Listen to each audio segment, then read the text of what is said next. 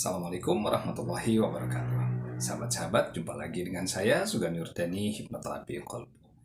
Baik, sahabat-sahabat, dalam kesempatan ini kita akan bahas kembali pertanyaan-pertanyaan yang masuk via WA Hipnoterapi Kolbu. Oke. Ini ada dua pertanyaan dari Ibu Sari di Jambi ya. Assalamualaikum warahmatullahi wabarakatuh. Waalaikumsalam warahmatullahi wabarakatuh. Sebelumnya, terima kasih kepada Bapak yang telah membantu memberikan solusi dari apa yang saya alami. Alhamdulillah, atas bimbingan Bapak, gejala psikosomatis dan insomnia yang saya alami berangsur sembuh, kemudian menghilang. Sehingga saya bisa beraktivitas dengan normal kembali. Alhamdulillah. Ada dua hal yang ingin saya tanyakan. Pertama, apakah perasaan dan pikiran itu sesuatu yang sama atau berbeda? Oke. Yang kedua, bagaimana agar bisa mengelola emosi dengan baik agar gejala psikosomatis yang pernah saya alami tidak terulang kembali?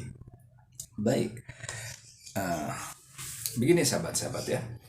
Untuk pertanyaan pertama, apakah pikiran dan perasaan itu sesuatu yang sama atau berbeda? Oke. Gini, sahabat-sahabat, kita ini memiliki dua bentuk pikiran. Nah, kalau kita berbicara pikiran, kita tentunya berbicara sesuatu yang abstrak, yang tidak terlihat, tetapi itu ada.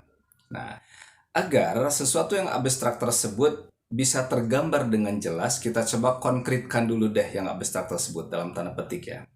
Nah, kita punya dua bentuk pikiran nih. Yang pertama pikiran sadar, dan kemudian yang kedua adalah pikiran bawah sadar. Seperti itu ya. Nah, pikiran sadar ini memiliki fungsi mengidentifikasi informasi yang masuk.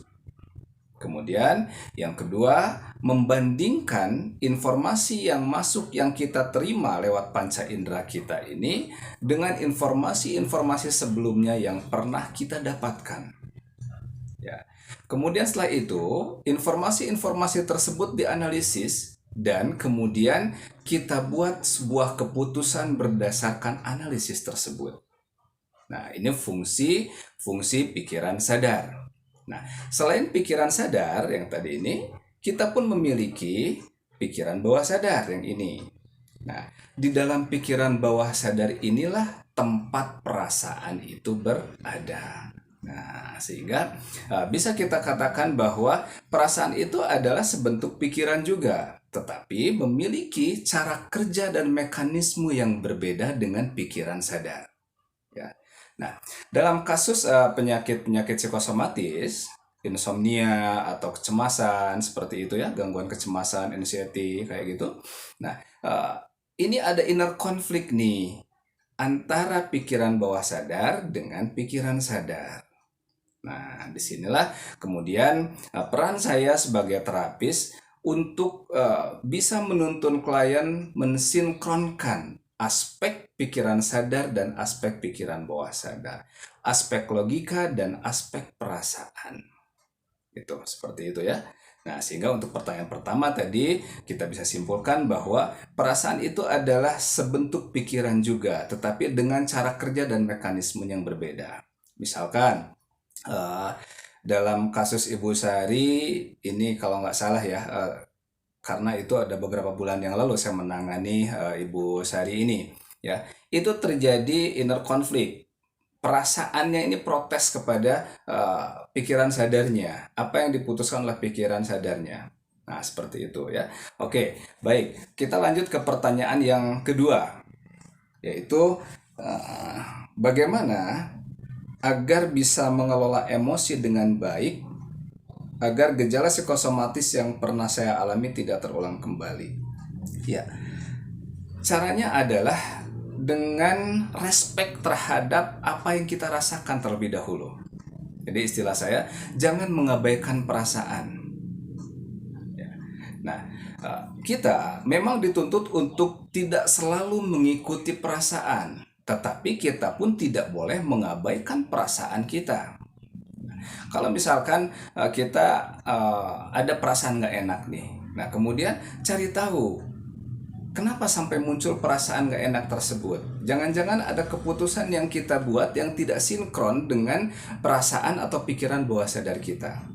Nah, proses sinkronisasi inilah yang kemudian harus kita upayakan. Salah satunya adalah dengan memperluas cakrawala pandang kita. Dengan melihat sesuatu, itu tidak hanya dari satu sudut pandang, tetapi juga dari berbagai sudut pandang.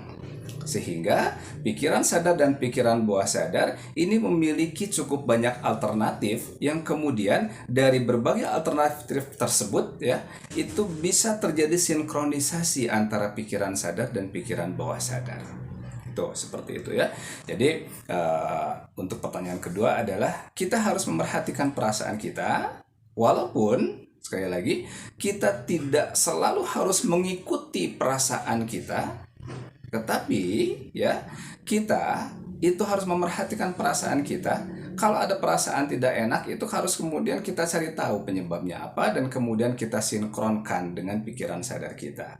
Kenapa nih sampai terjadi ketidaksinkronan ini? Seperti itu ya. Oke, baik, itu saja dulu pertanyaan yang bisa saya bahas kali ini. Assalamualaikum warahmatullahi wabarakatuh.